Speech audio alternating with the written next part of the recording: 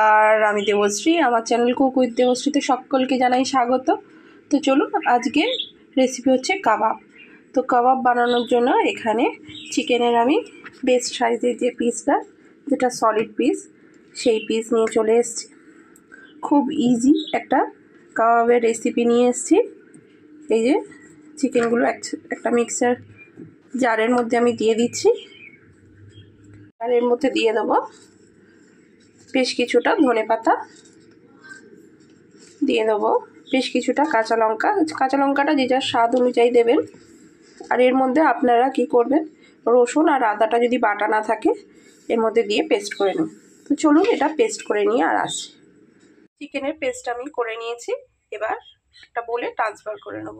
তো চিকেনটা পেস্ট করার সময় কিন্তু আমি পেঁয়াজ দিয়েছিলাম, যেটা বলিনি, ভুলে গিয়েছিলাম। আর দিয়েছি অল্প জল দিয়ে পেস্ট করেছি, খুব সামান্য জল ইউজ করেছি। তো চলুন এটা বাটিতে ট্রান্সফার করে নিই।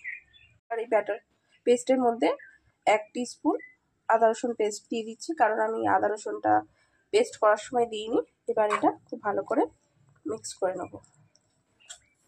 তো চলুন খুব ভালো করে মিক্স করে নিই।